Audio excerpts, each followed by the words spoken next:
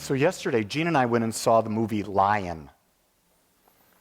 And it was more than I had expected in a good way. And what the story was about, it was about a little Indian boy, probably 5 or 6 years old. And he and his brother would go off, his older brother, they would go off, and they would find ways to make money to bring home just a little bit of milk or something for the family because they were in the poorest class that India had, like the untouchable class. And you watched how they were so involved in the simplistic things of life. And then you saw how the boys got separated, and this little boy was put on a train and was locked on a train by mistake, and he went thousands of miles away from home. And you saw the adventure of how he finally ended up with Child Protective Services in India, if there is such a thing. And he ended up, by the grace of whatever you want to call it, he was adopted by a family in Australia. And so he was flown to Australia, and he was raised in a very different life. But there was something in him that he kept remembering. And the story evolved about how he went on Google search, on Google Maps, and he looked, and he tried to remember from a 6-year-old's point of view how to find where he came from. Because he thought about this. What was his brother thinking for the last 20 years?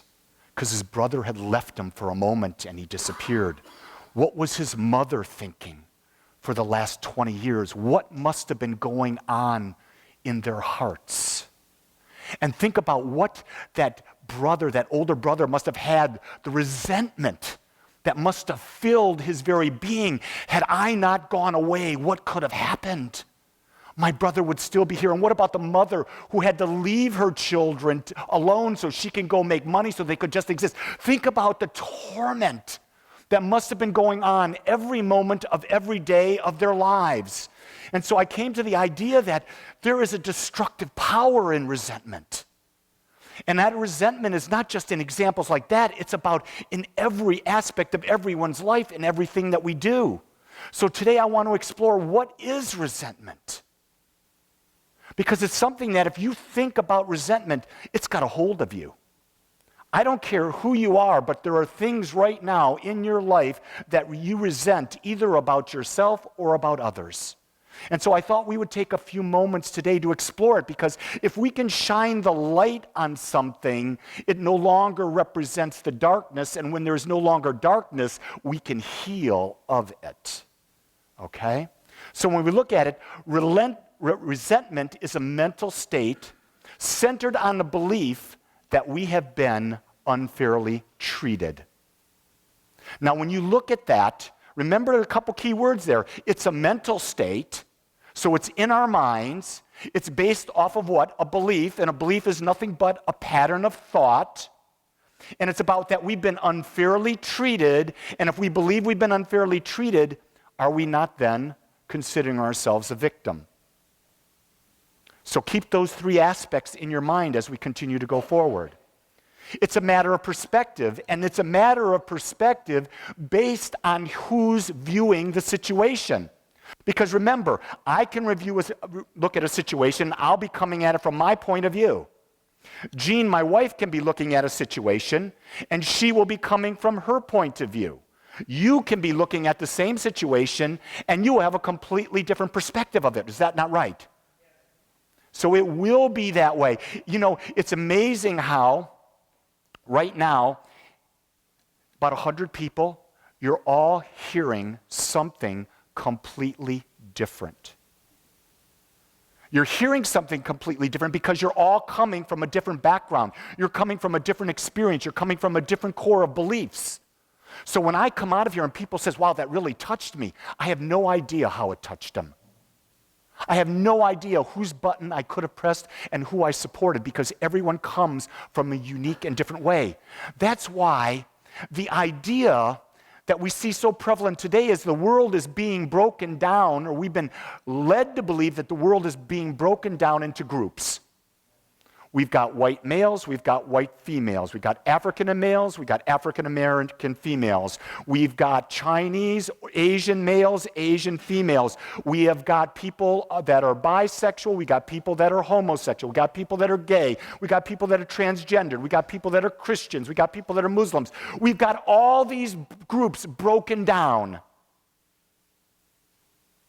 And yet each one of them has their own perspective. If it's a group perspective, it's only because they bought into the idea of group thinking. The fact of the matter is we come back to the very principle upon which Agape is founded. And the principle is God is all there is. Based on the idea that God is all there is, then we understand that each person is an expression of that God. Each person has been given the freedom to express their unique gifts, not to express like anyone else, because we were not meant to be like anyone else. God would never create anything like another thing, because why would it do that when it can create infinite? It would create infinite expressions of itself so it can experience itself through infinite ways. To think less than that would be putting a limit on God. So let's keep going down the rabbit hole. It's a state of judgment based on how we believe we are being effective. And we know what judgment does. Judgment automatically causes us to be separated. So, what do we resent? You know, we talked about what is resentment. No, so what is it we resent? We can have resentment for ourselves or others. It can be for something we did, or someone else did, or something they didn't do, or we didn't do. Think about how simple and how encompassing that idea is. That little boy that got lost in the story, he got up and he went looking for his brother when his brother said, "Stay, don't leave this bench." Do you think at 25 years of age now he was resenting the fact that he got up from that bench and he caused all this pain? Think about the brother. He went off and did something. He went looking for something instead of staying and keeping his brother with him. Do you see how the resentment can go from many different aspects there? And think about the mother, trusting the children alone. The oldest child, probably 9 or 10. Then there was the 5-year-old, and then there was a baby, about a 1.5 or 2-year-old. And the boys left the 1.5 and 2-year-old alone as well. Think about that. We think about it now from a Western perspective. You've got to be in India. You've got to walk the streets of Delhi. You've got to walk the streets of Delhi at night, at 1 a.m. when people are sleeping on cardboard in the middle of the street. And the street is where a lot of defecation and things of that happen. It is not this Western world. It is something completely beyond the imagination of a Westerner. When I was there in 2013, my mind was blown open to other possibilities. The poorest people in America are wealthy in other countries of the world. But we don't see it because we have a different perspective. It's always about whether we're in alignment with our values or that someone else was not in alignment with their values. And we talk about that at Agape all the time, that the values are the very core of how we function, and everyone has a unique set of values. And that's what we did at the workshop last week after service. We figured out what were your unique values, or the people who's here's unique values, because that's how we live. We will only live to our values. Everything I do is based on my values alone. You may think it's a value to you. It might be a value to you, but I'm always coming from what is valuable to me. So for me, spiritual self-actualization is my number one value. Teaching and supporting others how to better self-love through conscious living, my number 2. Building community and personal connection, my number 3. Do you see how what I'm doing right here on the platform now is supporting all 3 of those values? And then I have health and wellness as my 4th one, because that allows me to do what I'm doing. And then I've got financial independence, because I want to be financially free to go where I want, when I want, how I want, so I can bring my gift, my values to the world so that I can be of service, because that's all we're here to do, is to be of service in the world. Because if we're not being of service in the world, what's our purpose? And service can come in infinite ways, but we have to find our unique gifts on that. So how does resentment affect us? One of the main effects of resentment is it leads to a state of distrust. You will find this in relationships over and over and over again. When someone is not meeting our expectation because we have been drilled this idea that our partner must meet our expectation, if they don't meet it, then we resent them. And when we resent someone, then we stop trusting them.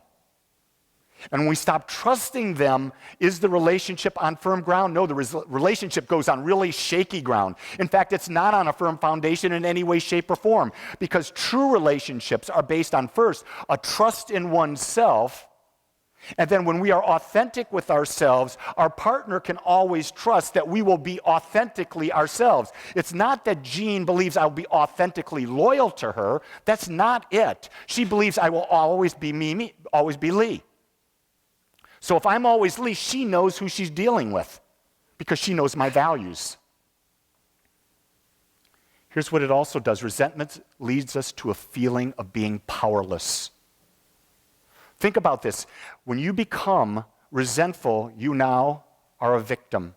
When you're a victim, are you powerful? No, you're powerless. And remember, we were brought into this planet with this idea of freedom. That's the basis of our DNA. Our DNA is that we want to be free to express our unique gifts. And when that is held down, we start to resent. Children, a 2-year-old says no all the time. It wants its freedom. It wants to express itself. When you hold it down, that 2-year-old's going to resent you. And that 2-year-old's going to give you some real stuff to deal with. Have you ever dealt with a 2-year-old?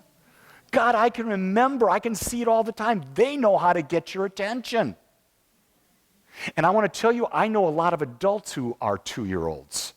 They just don't get on the floor of the supermarket and pound up and down, but they'll argue for their position on something that's not based in anything but an opinion.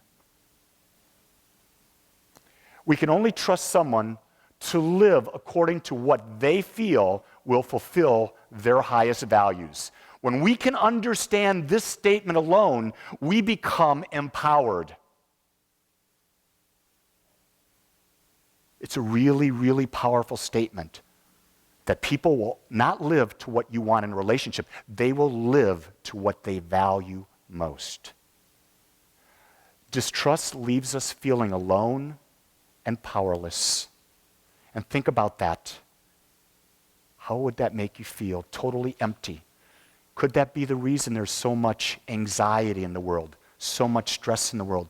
Think about what stress does. When we become stressful, our body emits chemicals. Those chemicals go into our body and it starts to tear down our body and cause us to have an experience of dis-ease. So when we're dealing with a doctor, we walk into the doctor and we say, "Doctor, Mr. MD." I'm about to go into a song. Some of you could hear it because you're old enough to know it. We say, "These are my symptoms." And the doctor is there doing his or her very best to help us relieve the symptoms in the hope that relieving of the symptoms, the body will go back to its natural state of homeostasis or of healing itself. But I'll take it a step further. If the stress is not eliminated and the body continues to pour out these chemicals in it, no amount of medicine is going to cause a healing. I thoroughly believe some people heal and some people don't because some people go to cause, and cause is, how do I shift the nature of my thought? How do I focus on my life differently so I can come out of stress, allow my body to go into homeostasis so I can experience perfect health again? You can see that that's more of the homeopathic model, bringing modern medicine into that model because everything has a place. You see, because remember, everything is an expression of God. So we can't discount anything. We've got to look at it all as being part of it, and then we get to make choices as to how that fits into our life. How does resentment affect us? It creates an unwillingness to forgive. That's 10, 20 talks right there. Just in that simple statement, it creates an unwillingness to forgive. And we all know that when we don't forgive, it's like drinking poison and expecting the other person to die. It's just that simple. Forgiveness is not about another person. Forgiveness is about us letting go of our attachment to something about what we've done or what someone else has done, and it allows us now to become what? Present in this moment. So if in this moment right now you were centered on your breath and you cleared your mind through your meditation process of any ideas of the past, there would be no need to forgive because you've let everything else go. And that's what forgiveness is. It's letting go of that which no longer serves your highest expression. We hold on to resentment or unforgiveness because of why? Mr. Ego comes in, Miss Ego comes in and says, I want to be right. Anytime we want to be right, it's our ego talking. It is not our spirit.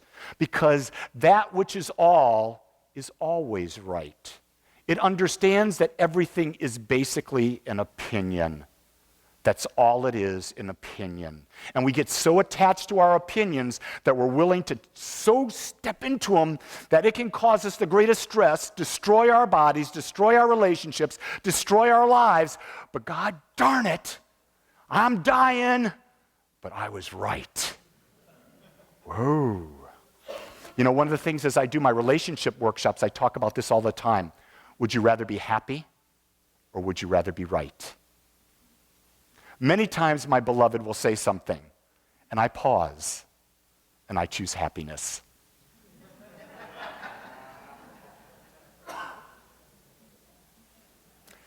Here's a key one. To release resentment means we are ready to assume full responsibility for our lives.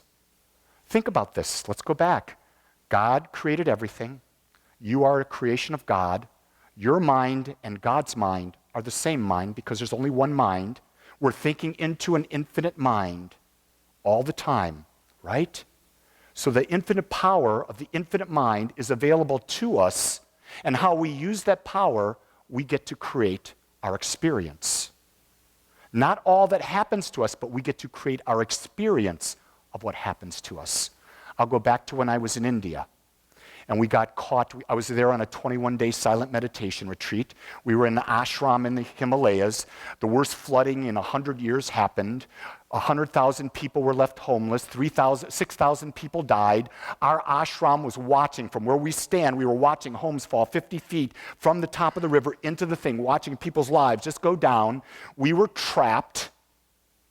And we had to all of a sudden say, okay, I said, I'm 100% responsible. I'm going to be in meditation. Stood, after the third day, we stood another 6 days there in meditation while this was all going on.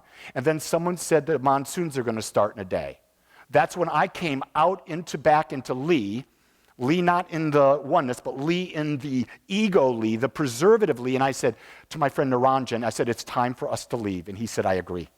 And that's when we found someone that guided us, and we found a path to go, it was a 4-hour hike that we had to go through the Himalayas to get to a helipad to see about how do we get out of there. And we went back, and we found out, we came all the way back. It was almost an impossible journey, and yet we did it, and the next day 40 of us went on that path. Now, when we got to that helipad, that was just part of the journey. There was a lot more, but I'm not going to go into that today. We were there, and I'm sitting there in total gratitude because I was literally at points outside of my body watching myself go through the experience with absolutely no fear. I looked at this was pure God saying, this is how it works. Listen, one step at a time, one step at a time. Be concerned for others. Help others do this one step at a time. Others came out and go, damn, I can't believe our whole meditation retreat was ruined. And you're there, wait a second. Meditation is about non-judgment. Do you see how everyone has a different experience? The question is, are you willing to embrace your power? In every situation, and it comes down to this. This is my tagline all the time, and it's awareness matters. Are you fully aware of you in this very moment? Are you aware that you're fully present in this moment? Or are you distracted by thinking about what happened yesterday or what's going to happen tomorrow? You see, until you become present, you're not living your greatest gift. We teach that at Agape. We teach meditation, which allows us to still the mind. In stilling of the mind, we can release the stress. And then we teach it through directed thought, through affirmative prayer, through affirmations, through gratitude, through forgiveness, through visioning, through visualization. And you see, you clear the mind, you direct your thought, and when you put the feeling, when the feeling gets behind it, it causes that power which is in God, the mind of God, and it creates our experience. But it all comes back to this. Are you aware that the power that is creating your life is within you? Are you aware that no one can make this power work for you until you decide? Close your eyes and let's go within. And as I speak, let my words be your words. I know that there is this presence, this love that I call God. I know that it has always been and it always will be. I know that it is the seen, it is the unseen, it is the known, it is the unknown. I know that it is all wisdom, it is all power. I know that everything is created out of it, and everything expresses it perfectly. In that expression, I realize that I am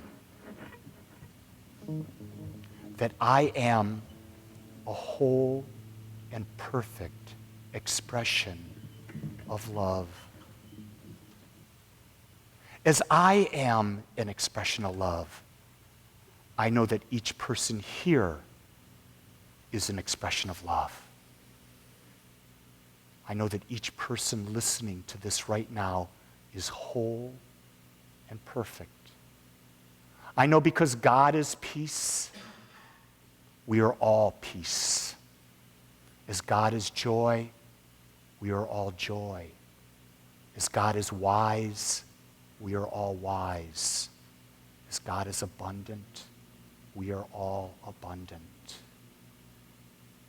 I claim and know now that there is a spark within each person that is now awakening.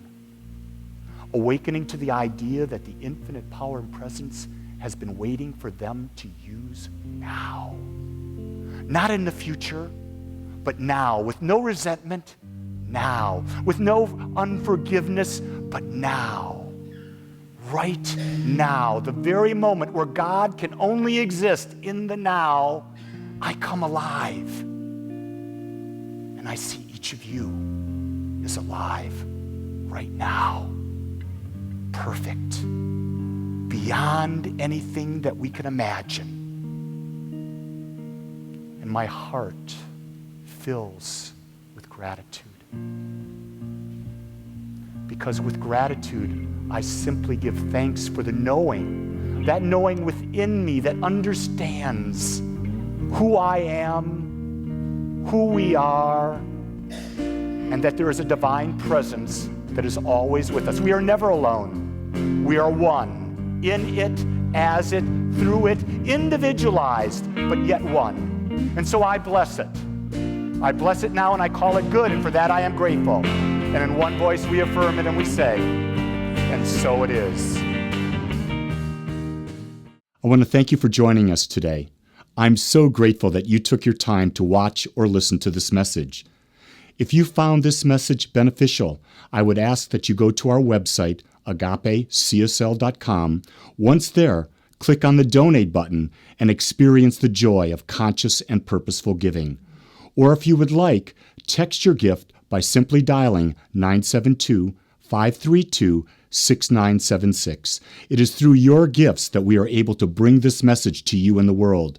I would ask that if you like this message, to please subscribe to my YouTube channel under my name, Lee Wolak.